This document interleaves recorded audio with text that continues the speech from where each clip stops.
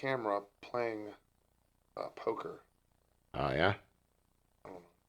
Camera plays poker? Sure, it's a camera playing poker. Why not? It's a Well, metaphor for... Sure. Or something, I'm sure. We're recording now. Are we recording? Yeah. Man. The whole time? Not the whole time. We were talking about Lindsay Lohan or something. Playing poker. I wasn't really paying attention because I'm working all the stuff behind the scenes. It's Lindsay Lohan, and it's a camera lens playing poker. It has a low hand. I don't know. That doesn't... Sounds dumb. Yeah, it doesn't even make sense. It sounds like it's not really worth a conversation. I'm not even sure that low hand is a poker jargon. It's a low hand if you got like a pair of twos. That's considered a low hand. Okay. I don't think it's any poker jargon I've ever heard of. All right. You want to get started? Yeah. I already put us off the rails. All right. You remember the rhyme, or should I do it? You do the rhyme. I actually have to grab my notebook. All right. I guess I'll do the rhyme while you're out of right or left, or right or wrong. Our opinions make a song. For in the end, we are friends. And your opinion, I'll defend. I'll defend it.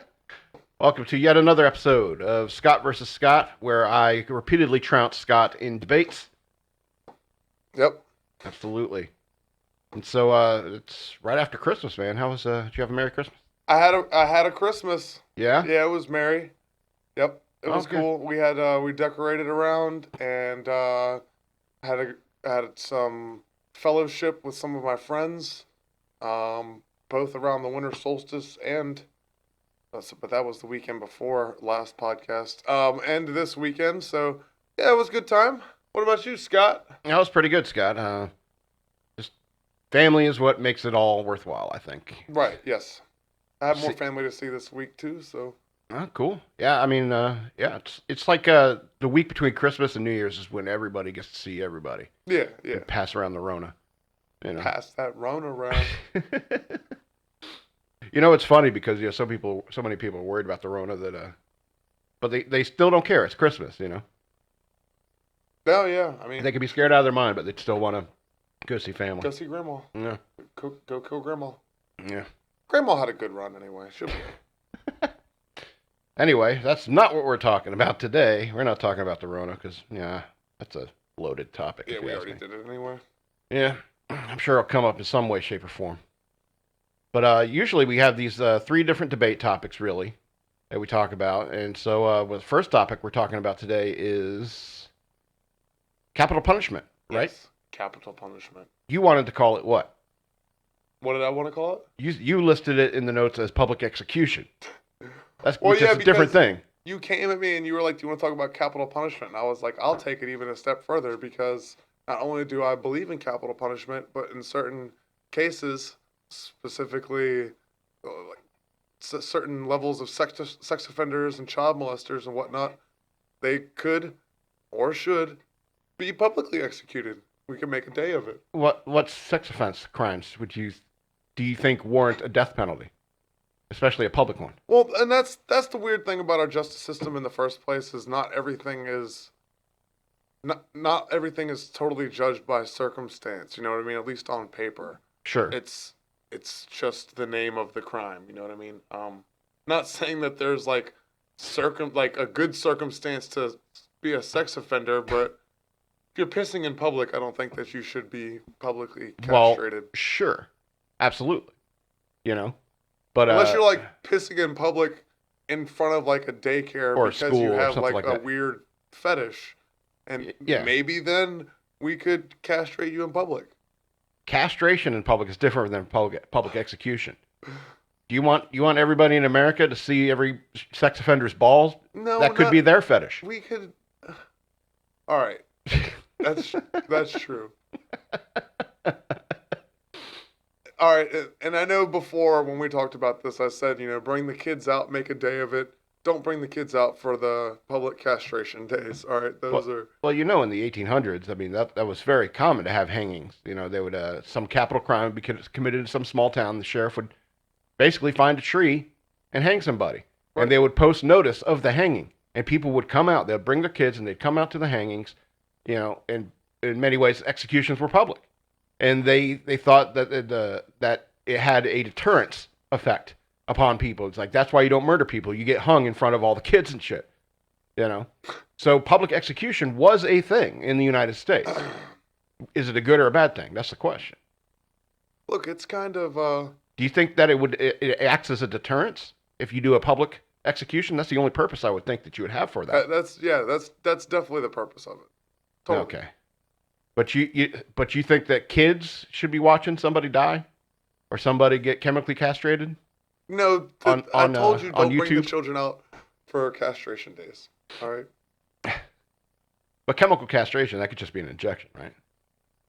No, not chemical castration. That's But physical castration. Okay, they like with a hatchet.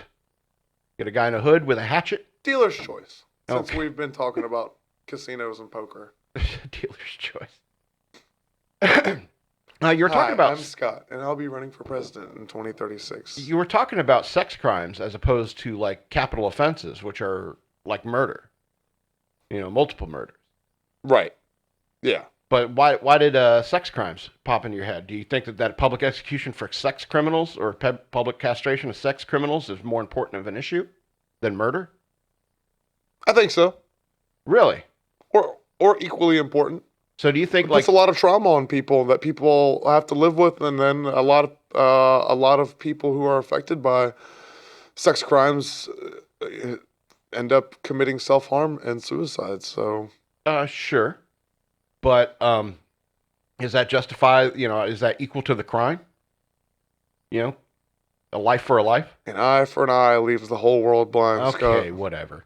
Don't believe everything you heard in Minority Report, okay? Precogs aren't real. In the kingdom of the blind, the one-eyed man is king. Anyway. Eye for an eye. I that's what wear I mean. my sunglasses at That's night. what I mean, is the punishment should fit the crime.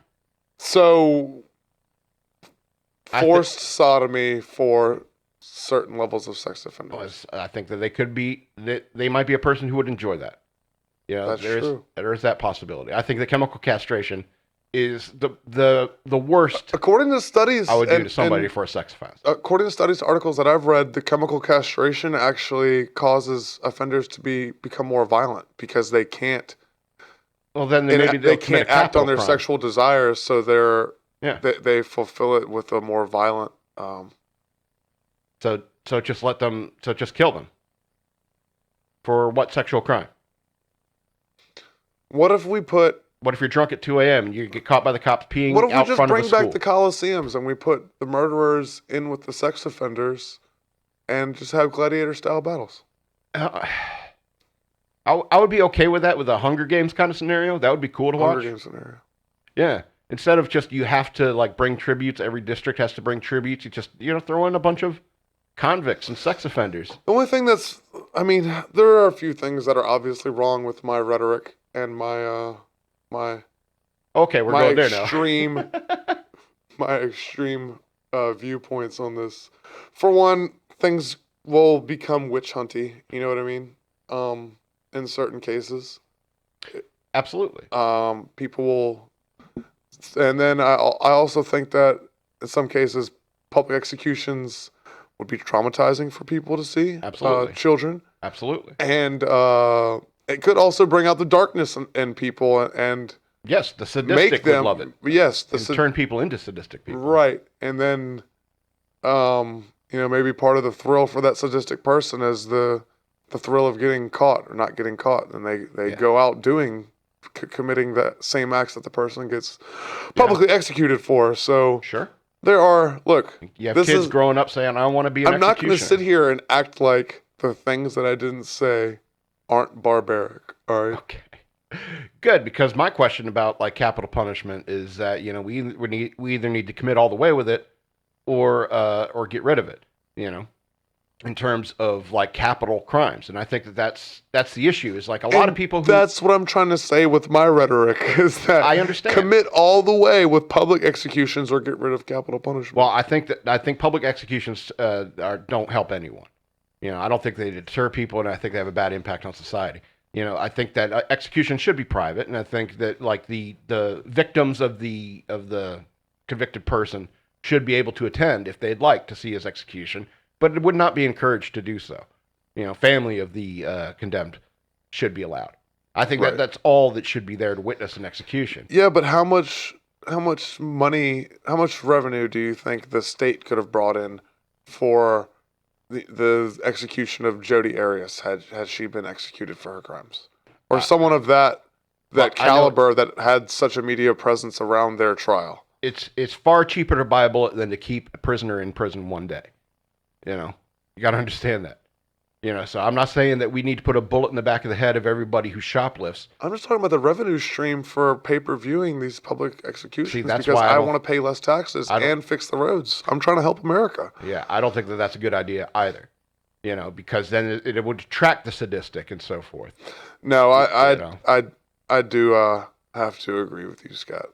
Okay. I wanted to play devil's advocate, and well, I think that you went the wrong way with it, because if you wanted to play devil's advocate, I would suggest that executions absolutely should be involved when it comes to capital crimes. And I think that it's interesting that you bring up these sexual crimes and think that killing them is the proper disciplinary response to that, as if they killed somebody. And I don't think sex crime is on par with murdering somebody.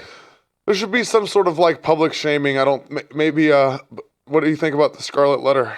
Do you think that's Well, I think we already do that with registration, sex offender registration.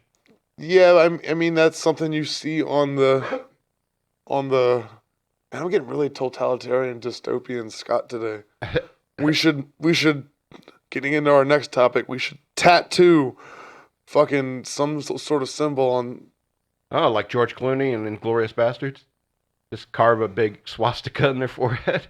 That's not a bad idea. I'm okay with that. All right, George Orwell. And so, are you saying that all pedophiles are Nazis? No. I'm not saying we should put a swastika on their forehead. Are you saying all Nazis are pedophiles? No. Why would I want to offend either of these people? Are you pandering to Nazis and pedophiles now, Scott? You caught me. I don't want them to stop watching. I don't want your money, pedophiles and kidding. Sex offenders. I'm kidding. But I think that it's interesting that you bring up that concept that sex crimes should be punished by execution. And there's a lot of people who feel that way, and I'm not for that. See, I'm even iffy on the subject of killing somebody. When it comes to the death penalty, like I could say I support capital punishment, but I don't want to be. And if somebody says, "Are you willing to throw the switch or give them the injection?" It's like, no, I don't know if I want that on my conscience. Yeah, true. What if the state is wrong? What if the criminal process failed an innocent man? Advocating for it is almost in the same vein as pulling the switch. You advocate for that. You vote for that. You contribute to that evil. Right. I don't necessarily think it's evil. I mean, I'd rather kill a person, especially if we don't have him caught. If he's on the run and he's like holed up in a house or something like that, and he's got his wife and kids in there with guns, I'd rather he get killed before he kills somebody else. But if we have him locked up, I mean, do we need to kill him? I know it's expensive to keep them alive and in their pay-per-view and Netflix and shit, but right. Well, if we are going to do away with capital punishment, which I don't have a problem with, and I think that it would be ultimately the right thing to do, because as my good friend Mike Willis, who's going to be on my podcast later, which is yesterday, because this podcast is 2 days from now. Are you confused as we are? He always says killing a killer makes another killer. So, and there's some truth to that. Absolutely. Same sentiment as an eye for an eye leaves the whole world blind. Sure. So, yeah, let's do away with capital punishment and leave room. We need to, I've said this before on one of our podcasts, that we need to make room then for those people who we aren't executing, Yeah, right? we should. Yeah, We should do away with some of these arbitrary laws. sure. And the privately owned prison industry is a big problem with this country. You know, I think it's illegal to have an ice cream cone in your pocket in New York City. Look, man, I keep that thing on me. Get this Baskins and Robbins. Well, you know why that law exists is because people would lure away horses with an ice cream cone.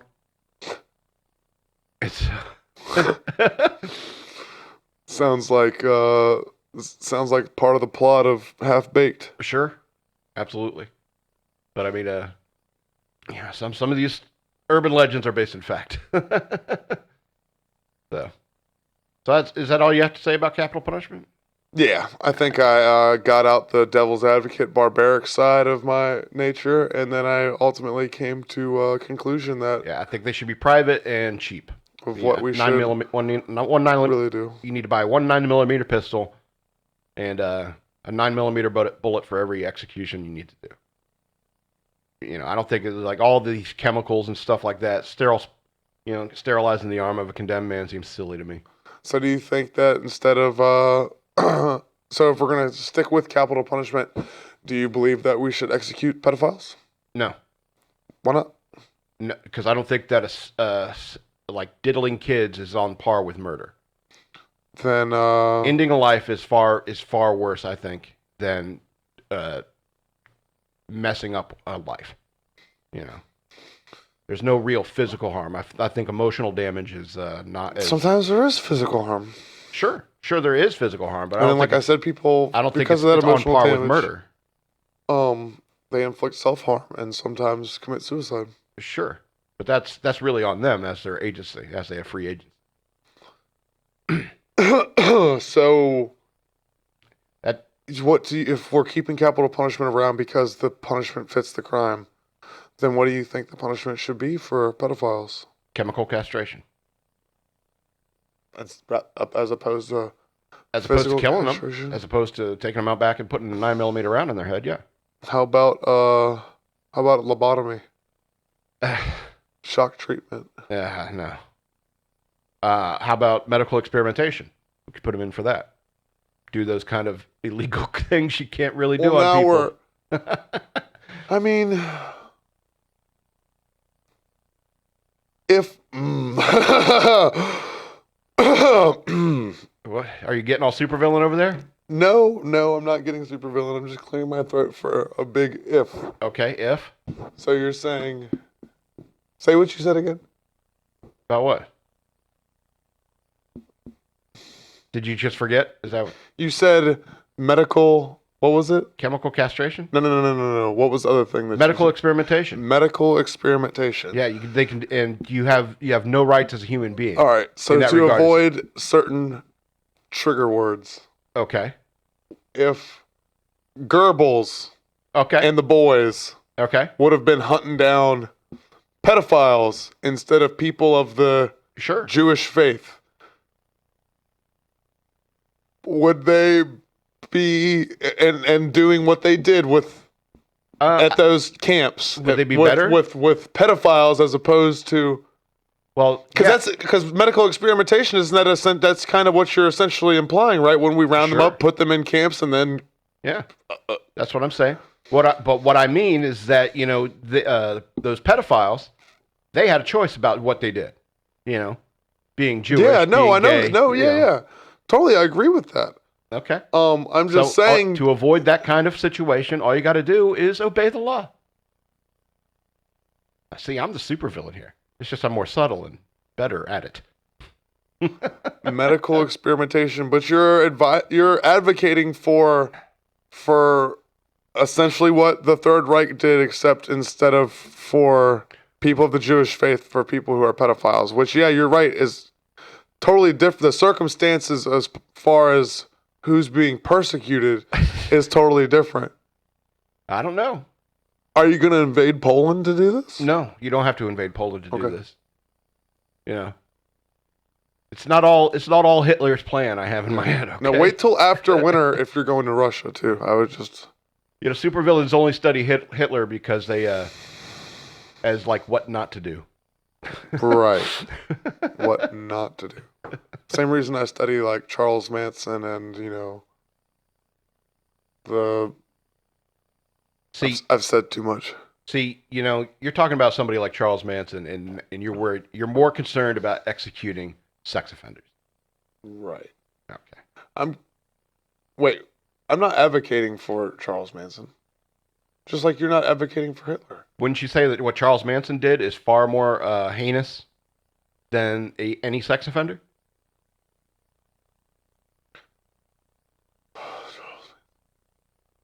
I mean, and I'm sure at some point along the way, Charles Manson was a sex offender, and Oh, probably. if you're overdosing, or not, I don't want to say overdosing, but if you're hyperdosing people with LSD with the intent of Controlling their minds like the CIA or whatever.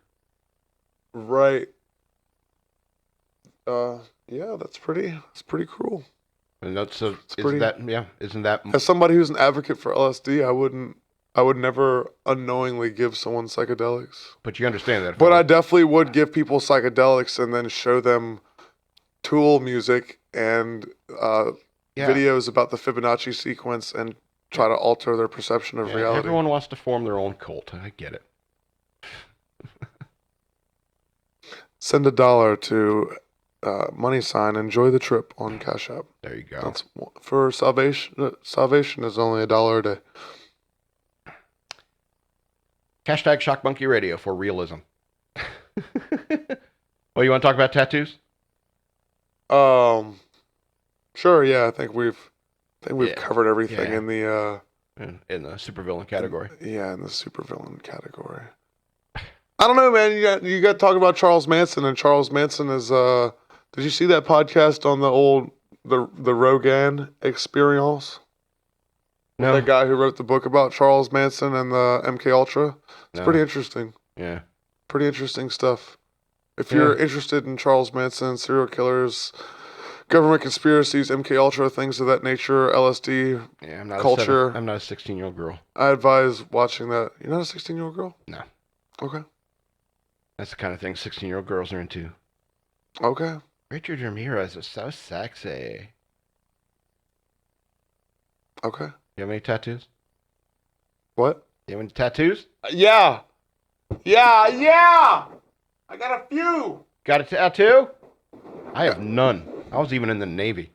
You're in the Navy. I was in the Navy, and I don't have to. You don't have to show me.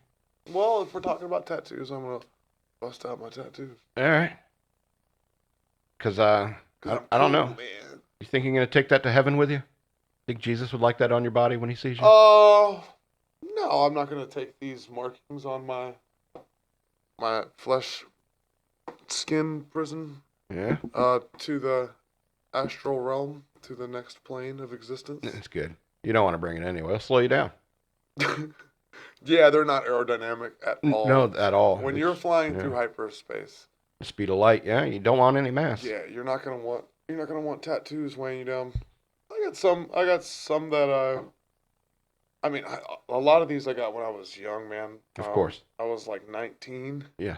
Young, and, dumb, and full of cum. I get you. I got them in a motel room. I was working with a company from Holland, and that was run by Dutch people because Holland is Dutch people, Right.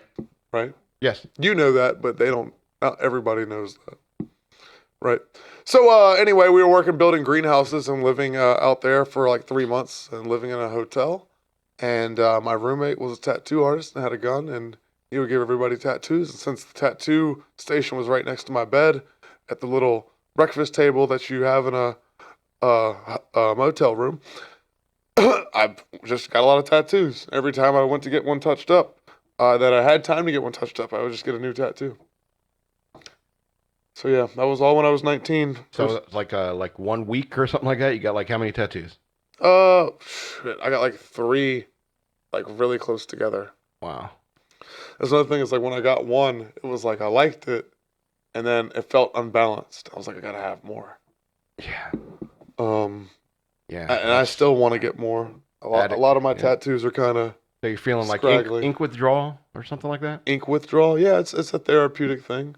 Okay. Plus, I love art. I mean, you've seen my living space, so Sure. you know that I'm a big fan of art and stuff like that. Right, but you understand that the human body is a work of art. It's not a canvas. Why can't it be both? I don't think it's both. I think it's one or the other. I I don't think we should draw on ourselves. No, I respect that, the whole, your body is a temple and a work of art thing. Like I said, I respect that in anybody who feels like that, but that's not how I feel. Yeah. So you know what I mean? I think it's just a matter of opinion. Yeah, I feel like most people's purpose for that is religious, or they're just pretty, or they don't like needles. For a lot of people, it's like a Pringles can. It's once you pop, you can't stop. So do you think that the more pretty a person is, the least likely they are to get a tattoo? I'm just saying, some people are like literally like, I'm too pretty for a tattoo. My uncle used to say it. My Uncle Tom. Was he good looking? I'm not a judge. I mean, you can tell if another man's good looking, right? Yeah. All right. I guess my uncle's a good looking man. I look more like my uncle than my dad. But do you think that's just an arrogant sidestep? It's like, I don't want Jesus to see my skin with an ink in it or something like that. Jesus, take the tattoo gun. Some of my tattoos are religious. Well, yeah, I mean, there's plenty of people who want to infuse religion into their skin through tattooing, and but I see it as more of a cultural thing. I think that a lot of people, like you said, Sure. you got most of them when they're 19, and when you're 19, especially being a male, I think you really hate yourself in the world. I think. I thought I was unique in going through that experience back in the day, but no, I think that's a very common thing. And the most self-destructive I got, or even would have thought about getting a tattoo, was during that time in my life. You're listening to the hardest music you've ever listened to in your life at that time in your life. You want it. You're so desperate to be cool, and cool people have tattoos. I get it. Yeah, tattoos. The culture of them are totally. A big part of tattoo culture is like outcast culture. Sure. And but they don't understand the conformity of it all. It's hilarious. It's like it's a reverse conformity. It's a mainstream culture of outcasts. Okay, let's be honest. Yeah, totally. I know what you mean about that, about like culture and counterculture. Yeah, I right. mean, I'm not trying to get into the psychology. It's all a psyop. Of somebody who gets. You're a psyop. It's all about the psychology. I'm not trying to get into the psychology of a person who gets tattoos. I think you're a CIA plant. You're trying to get in my fucking head, man. No. You take way too many drugs, and if you think that, you know where my loyalty really lies. I haven't taken one. I've taken 2 drugs in the past, so. But I don't think that tattoos are something that anybody should get. It's just my personal thing. I think that the human body is a work of art, not the saying that my body is a work of art or anything like that. I think that humanity is a work of art, and I don't think we should draw on it. Absolutely draw on canvases, but I don't think we are the canvas. Well, I think this kind of ties into I think this kind of ties to our next subject, what I wanted to get to, and like that Gnostic belief of we're like co-creators. Sure. In this process with the all source, God, Allah, whatever you want to call it, Yahweh. Bo, that's what I call it sometimes. Okay. So, but I don't think that if it's something that you want to do it. Oh yeah, absolutely. I'm all about agency. I'm a libertarian in that regard. It's like you can do whatever you want, as long as it doesn't hurt me. If it only hurts you, I don't care. And so, but what I hate is girls who get tattoos right all over their tits. Oh. That turns me off like that. What if it was like a comic book? What if they had like... No. No? It's like, there is like... What if they had like Jessica Rabbit poking out of their cleavage? Girls who have like sleeve work, that's sexy as hell. Okay. All right? But when you start drawing on my favorite parts of a woman, sorry. That's a deal breaker for me. Her body, her choice, Scott. Absolutely. But you know what? I have a choice not to sleep with a woman like that. Okay. And I could say that that's ugly. It's like you are destroying your most important feature. Is it okay for her to have tattoos around her, you know? As long as they're not tasteless. Yeah, slippery when No, wet. like Homer Simpson faces. Slippery when wet or something like that would be Slippery cool. when wet. Yeah, you know. Homer Simpson pointing. So like a butterfly. It's fine. Come, my lady. Come, my lady. You're my butterfly. Sugar, baby.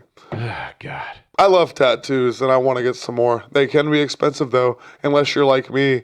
And Yeah, I kind have of started like getting like small, shitty tattoos. Yeah. Some of my bigger ones that I first got, I wish that I didn't get. Maybe I got like 2 that I wish that I didn't have. Well, I tell you what, I prefer people who get tattoos to people who get gauges in their ears. That stuff is ridiculous. That bounces back after a certain time unless you put it too big. But that's another thing. Like I didn't even get into this when we're talking about tattoos. You're talking about it's a cultural thing. I mean, it's a cultural thing all around the world, and for ages people have been tattooing themselves or engaging their ears, gauging their tongues, their lips, etc. Yeah, but it's not the Stone Age anymore. Why not? Why not? Some people like to go camping and gauge their fucking face and eat mushrooms under the full moon stuff. Maybe I want to get a tattoo on my face. Why do you think that there's some virtue into taking acid in the middle of the woods and branding yourself? I said mushrooms. It's totally different. Mushrooms, anybody? All right. No, comment in the bottom if you agree if I'm on this page. But mushrooms in the forest and LSD in the forest, those are two different experiences, Scott. I wouldn't know. CIA won't let me. I wouldn't know either. Because I love God. Yeah. Well, I really don't care about tattoos. The only time I really care about tattoos is when they're on attractive women or women who used to be attractive. Okay. Who made themselves ugly. All right. By getting tattoos. You're making yourself ugly by having such a harsh opinion. I don't care. Girls, if you got tattoos on your tits, you're out of your mind. Stay away. Yeah. Call this Scott. You have tattoos on your tits. I love and support you. One on your ankle's fine. A tramp stamp is fine. Your ankle. I don't care. Was it a shoulder? Is that Tweety Bird? She's got a fucking I don't care. 5XL Winnie the Pooh t-shirt. You know how the kind of tattoos wearing her husband's boxers. You know the kind of tattoos girls get. It's usually some like bird or angel or their child's name or something. Their child's name. Yeah. You know how it is. It's like most people get tattoos these days. It usually has something to do with their kids. I have my initials on my wrist and my last name on my back in case I forget who I am. for the corner. Yeah, it's for the corner. Help you guys out. You don't need dental records. Just in case I lost my ID. Just in case I lose my mind in the woods on mushrooms. Quick, do read peyote my back. in the desert. I don't even know where you do acid at. Do acid in the mountains. Yeah. Mm-hmm. Do acid and underwater. You fucking listen to bluegrass music. And you howl at the moon. Okay. Oh! You're gonna freak your dog out. He's already in there barking his head off. He wants somebody to throw the ball with him. He can wait. We got one more topic. He'll be all right. He'll be fine. All right. Did you want to talk about, what is this called? The heretics? Oh, yeah. What do you call it? No. That was real cute what you did there. What? It's called heretics? There you go again. Yeah. It's because Scott can't read. It's called Hermetics. Oh, Hermetics. My mistake. Well, tell me more about this Hermetics thing. You're a heretic. Uh-huh. You just don't know about the old gods, Scott. Okay. Yeah. Cthulhu, is he involved in these principles? No, Cthulhu isn't involved in my fucking principle. Who wrote that shit? H.P. Lovecraft. H.P. Lovecraft. All right, here's the thing about that. It's like, yeah, you created a universe. It's like the same concept as you know, a Jedi, and are we still talking about Lovecraft? Like hobbits, yeah, Lovecraft, and the whole Cthulhu and the Necronomicon. Sure. Like I have a copy of the Necronomicon here, and that's the same thing. That's a book that's in. The Necronomicon is a book that's in Evil Dead. Yes. It's in a H.P. Lovecraft novel. So he wrote it. Made the book, just like how they have, the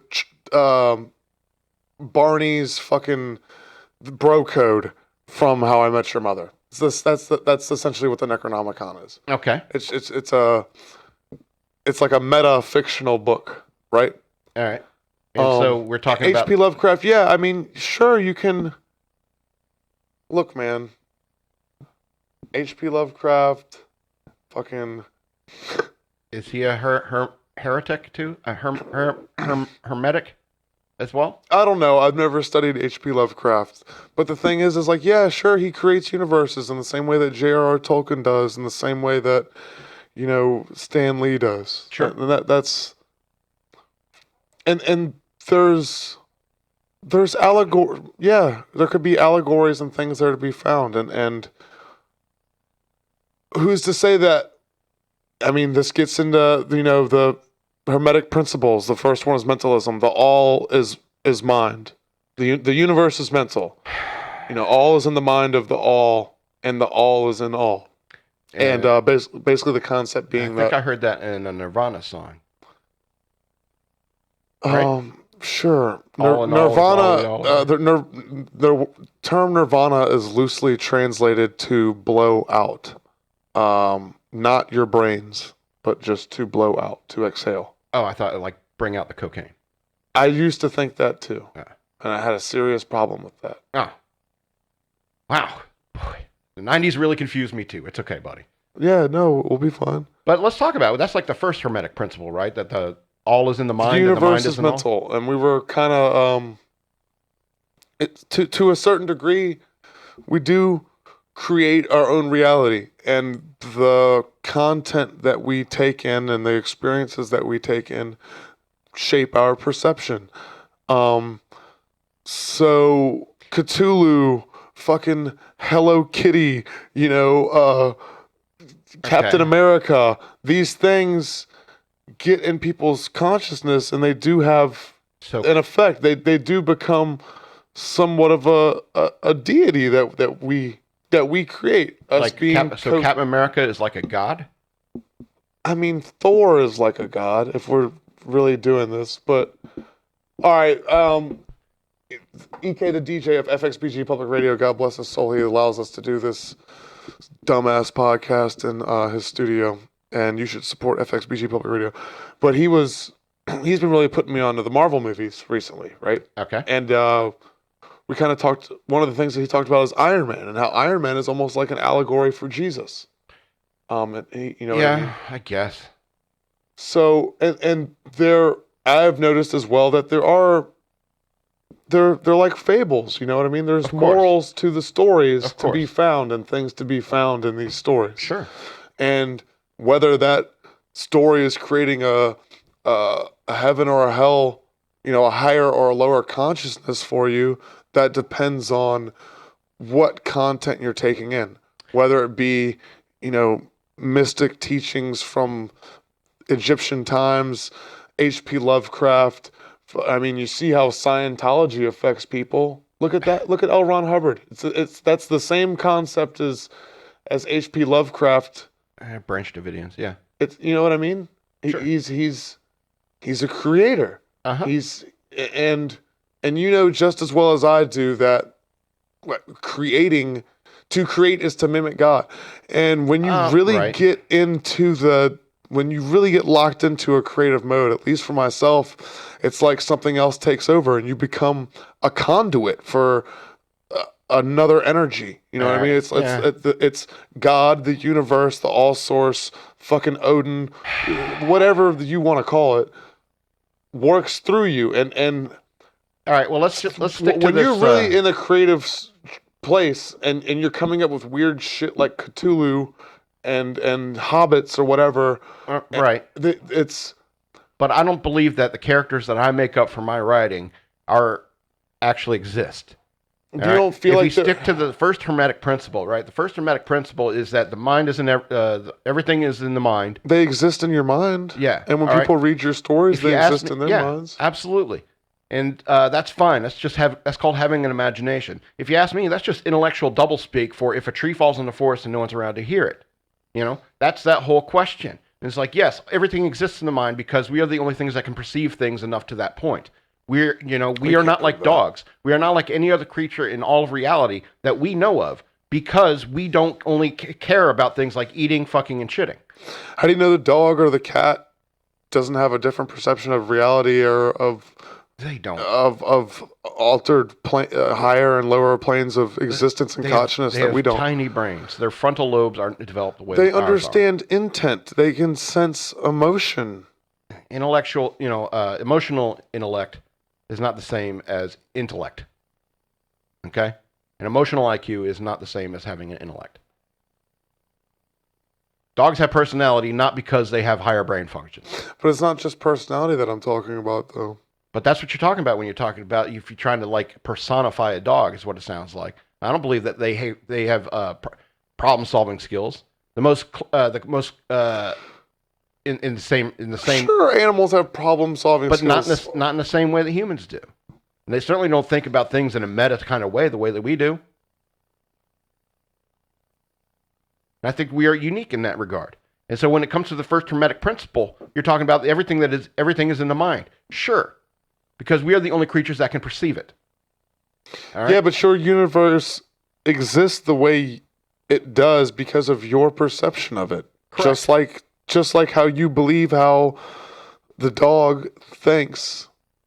Therefore, in your mind and your reality, he thinks that way. But and in someone else's reality, mine, or anyone else, they think but if a guy walks in here wearing chainmail and red, white, and blue chainmail with a shield, we're going to say that's Captain America because that reality exists in all of our minds. That means it is reality. Even if we weren't here, even if Earth wasn't here, this rock would still be here. You understand? Right. So not everything is mental.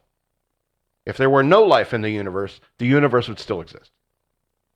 Anyway, was there other Hermetic bullshit principles? Oh, fuck you, Scott. All right. The next Hermetic principle is the principle of correspondence. As above, so below. As below, so above. Right. So it's like disco. Yes. It's disco. So, as above, so below. That's what John Travolta was telling us. Yeah, so the idea is that whatever happens on lower planes, on this plane, happens on higher planes. All right, so we exist on all planes. Right, yeah, that our energies and our souls exist on different planes. I even go so far as to believe that they overlap. And so if we get a tattoo here on Earth, then on another plane we have a tattoo? So when we go see Jesus... I think on another plane, yeah, there's some sort of alteration happening to your... So it's like getting a tattoo on soul all being. planes. So all those tattoos are on all forms of you. Maybe not these exact markings, but some sort of... I think they are. You know what I mean? Yeah, I think there's one you, and it's right here. It's a mirror. And there's tattoos on it. Look, man. If there are other planes, I think... My God is an awesome God. Yeah, he reigns from heaven above with wisdom and power for all. Our God is an awesome God.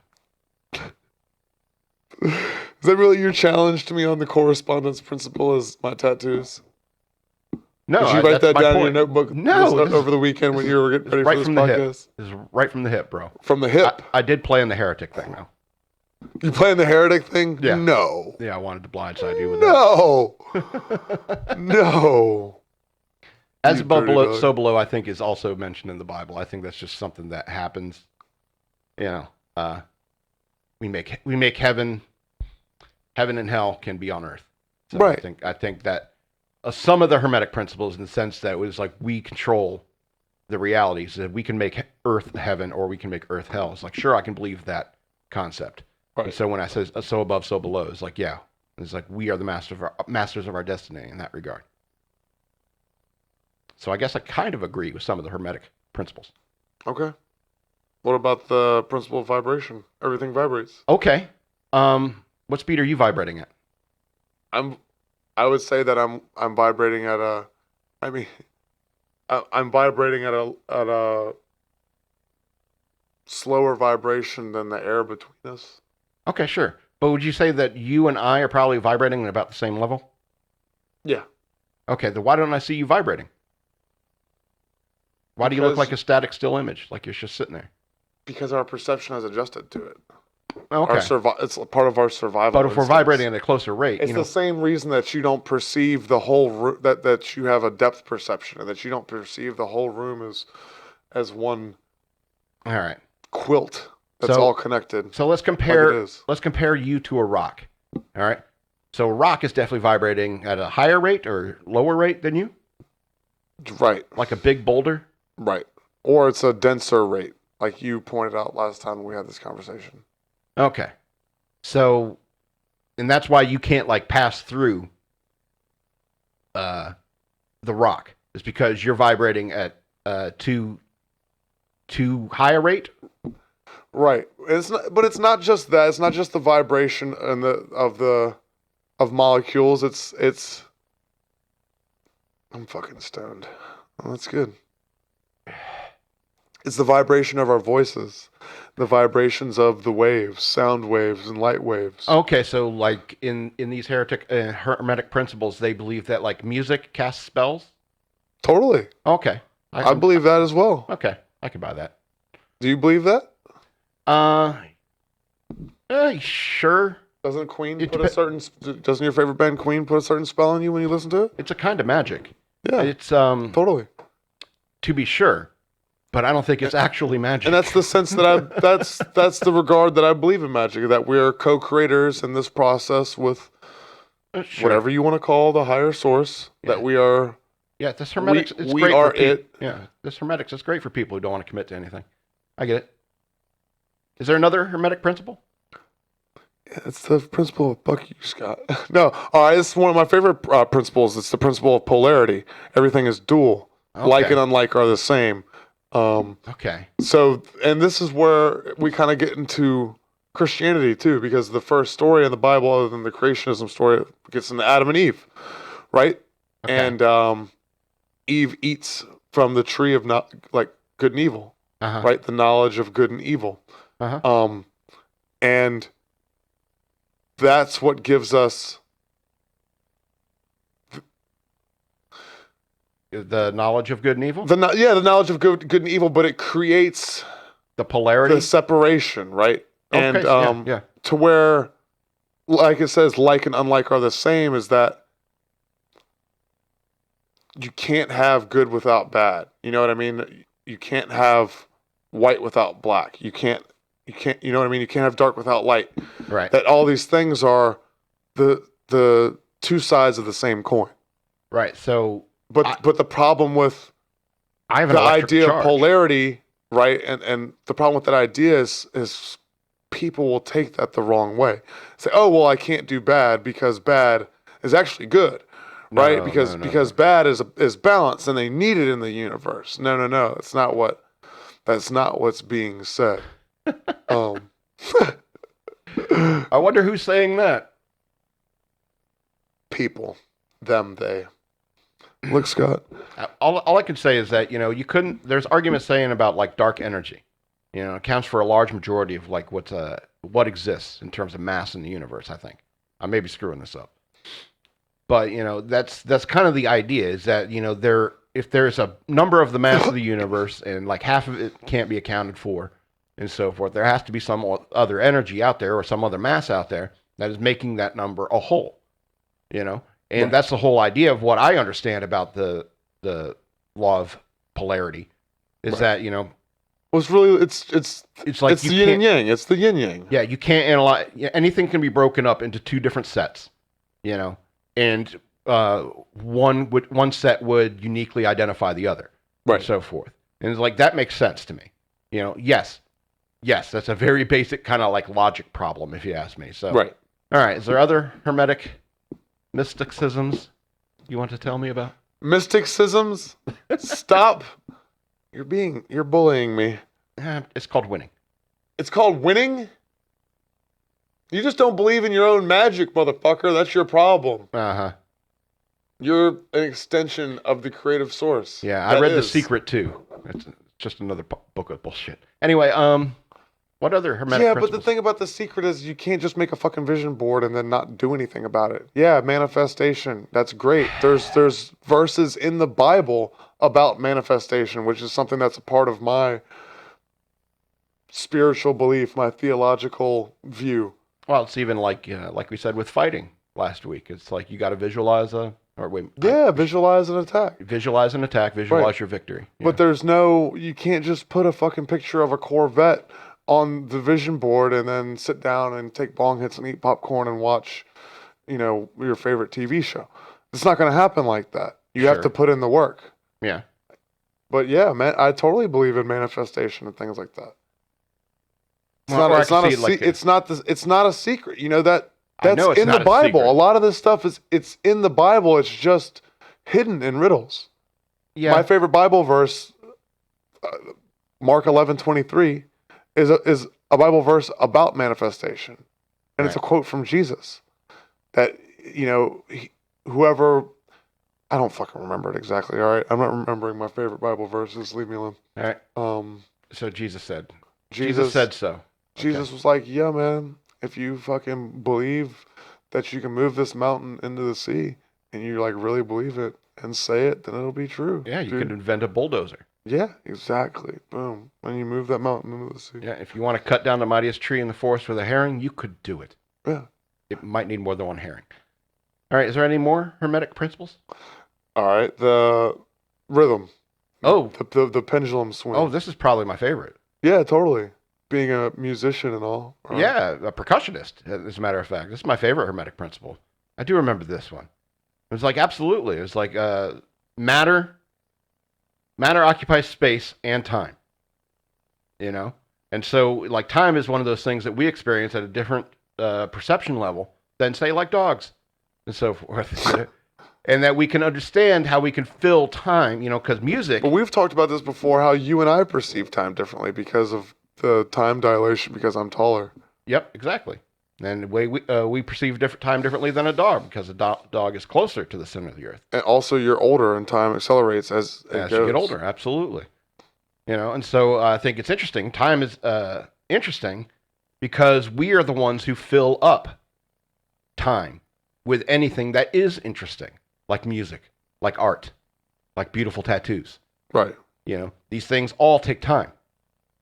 It takes time to apply the tattoo. You don't go instantly from not having a tattoo to having a tattoo.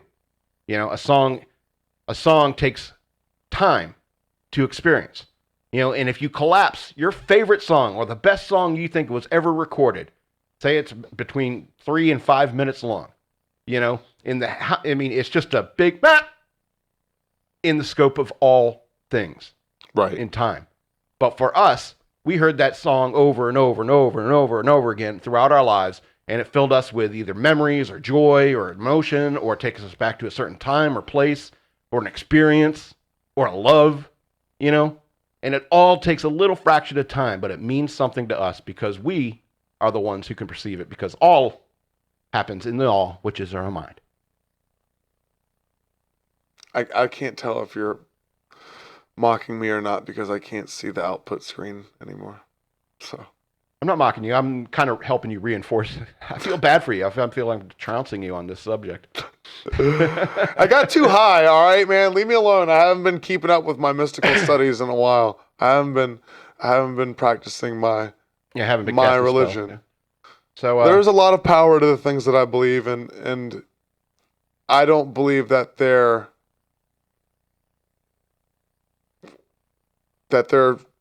anti-Christian. That there's a lot of these pre-Christian things that I study and mysticisms that I study that they do tie into Christianity and the Bible, especially in the New Testament. Yes, it's just that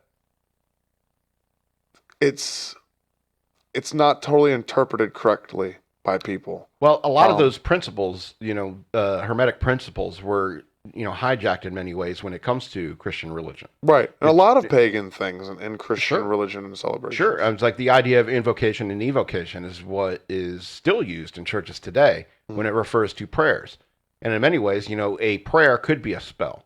And the very idea, and so the very idea that, humanity can manipulate reality based upon our will. I mean, it's a very old concept, and it is kind of a very human concept because we all kind of believe that you can influence things with will.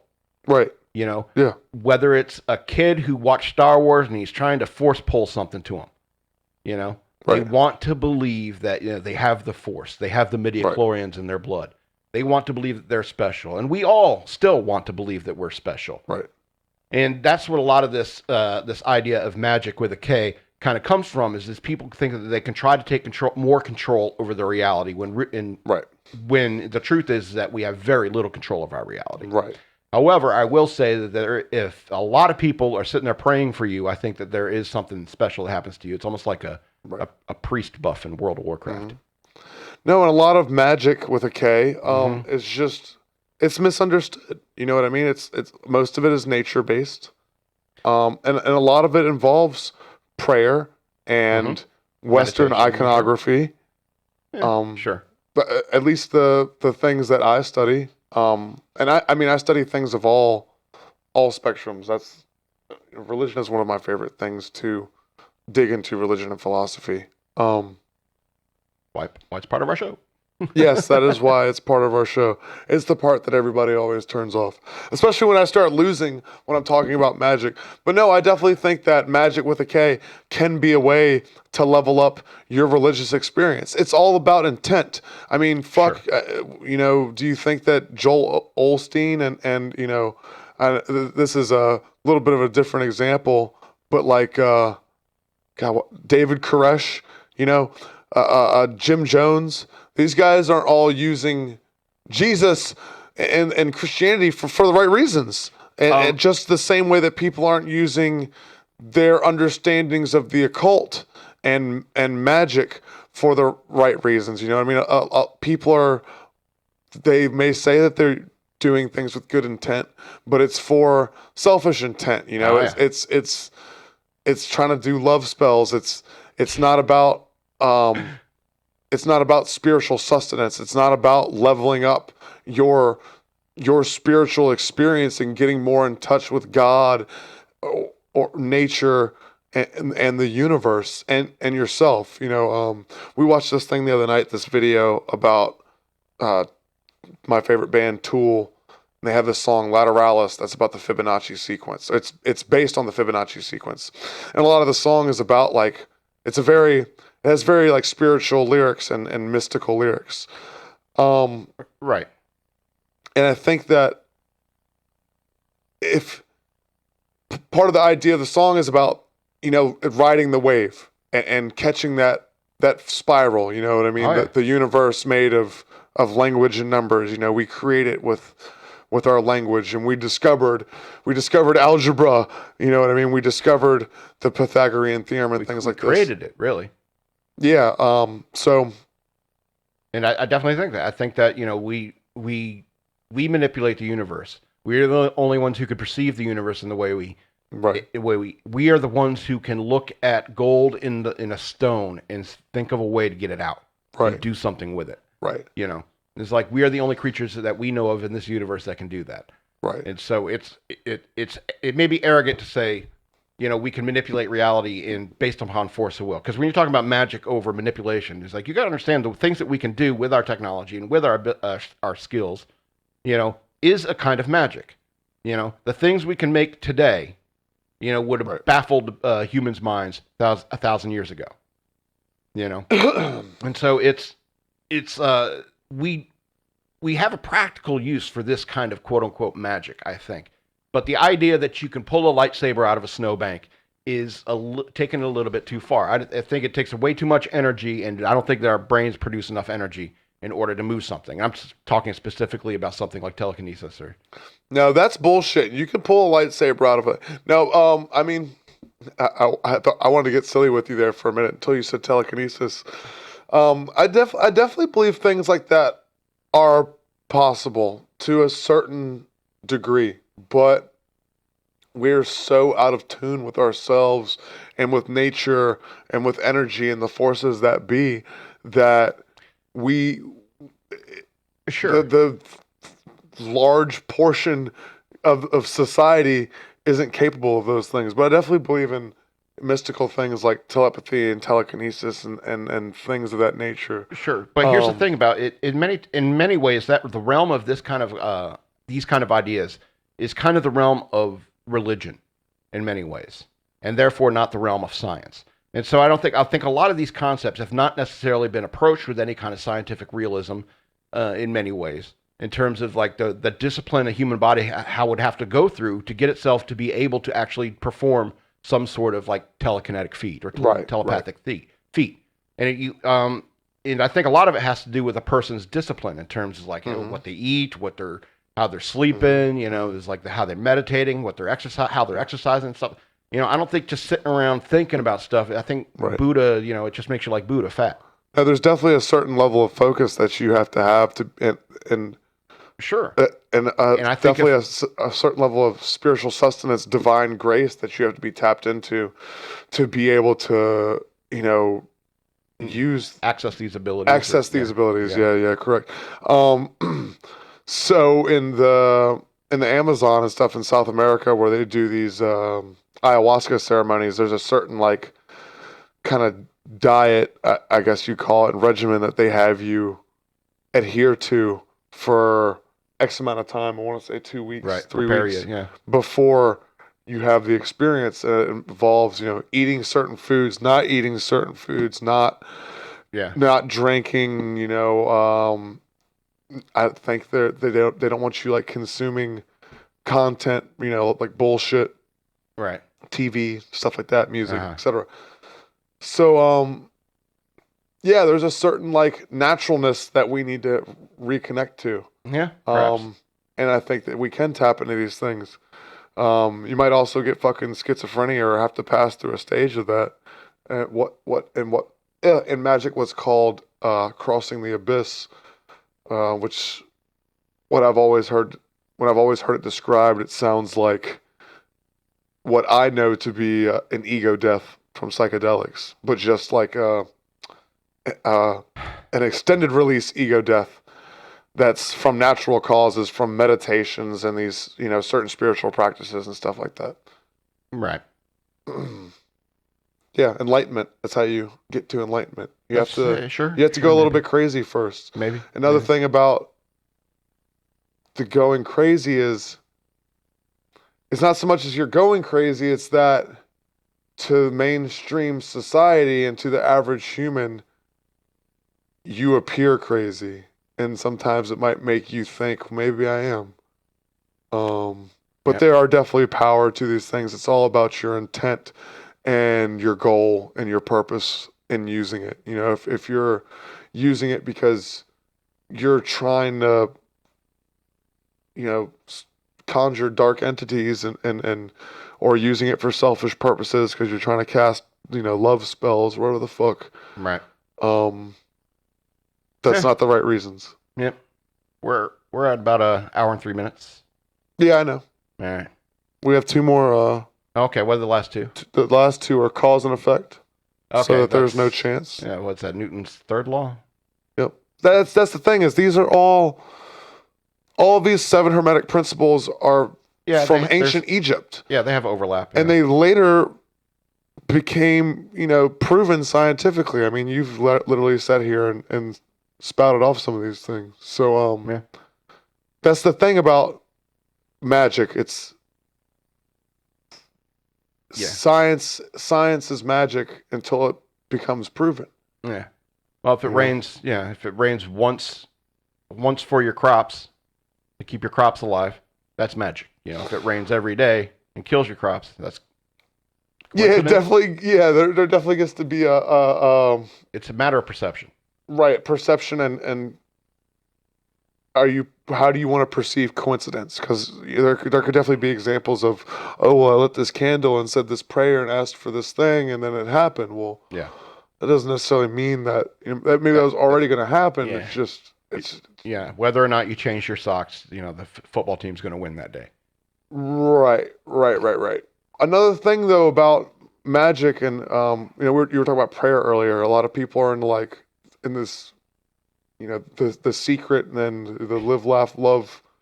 A lot of people are into self affirmations and stuff. Yeah. Well, what they don't realize is that's Selfish.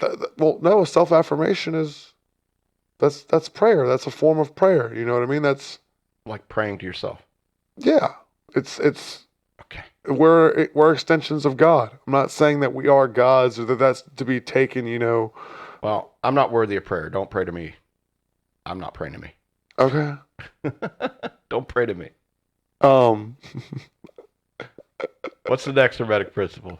All right. I want a cigarette. Let's get done. All right, motherfucker. Gender. Gender. Gender isn't everything. Yeah, that's got to piss off the trannies. Right. Yeah, that's a very old principle. I think even the Greeks, they like even numbers and words all had gender. Right. A lot of the Latin languages, they have gender in their words, and I think that it's the idea is that everything has masculine and feminine principles, and that and this especially applies to like the creative source too. Does a gun have masculine principles? Is a gun a masculine thing? Sure. That's How about a nuclear bomb? Sure. Man, no female aspect there. What's a female aspect if I thought about it long enough? But you want a cigarette, so you put me on the spot. I didn't study nuclear bombs. Well, to figure out their feminine aspect. Yeah. Do you think that a rock, the boulder we had earlier in our example, is that a masculine or feminine thing? I think it has masculine and feminine principles. So that's what this. The whole idea is. It's not either one or the other. That's what I got from it, is that everything has a gender, whether it's male or female. The idea is that everything has masculine and feminine energies. Okay. I guess I might be wrong about that. Then my understanding of it was wrong. But I'm willing to go with that. I think that even all men and women have masculine and feminine traits. And I think that accentuating one thing over another is why you get all these trans people these days, is like because you're accentuating one trait over another. In fact, the very idea of a flamboyant or outgoingly gay person has a lot of these feminine qualities to it. That's accentuating a feminine aspect of a male person. See what I'm saying? Yes. And so I guess I can understand that everything has traits of both masculine and feminine. Absolutely. When I cry, that's girl Madman crying. Do you want to smoke a fag? A cigarette. You don't want to argue anymore? No, you said you want to smoke a cigarette, man. Well, I don't. I want to give this topic its due diligence. You disagree with me. But do you think I won this argument by sympathy? You felt bad for winning, and then you started agreeing with me, and I manipulated you. All right, fine. That's the way you want to end it. I've been reading a book on hypnotism, and I'm a genius. Anyway, if you have any comments you want to make down below in the comments, you can make them below. You can tell us how badly Scott lost. Stoned. Yeah. I gotta start getting high at nighttime, like a glass of wine. Like an adult. Anyway, yeah, and so we'll have information in the description on like how you can tip us through Cashapp or PayPal, and salvation only costs $1 a day. Absolutely. That reminds me, I need to change my Patreon. Okay. So yeah, this has been Scott versus Scott. We'll be here next week doing it all again. Bye-bye. We're not friends anymore. Can't break up with me.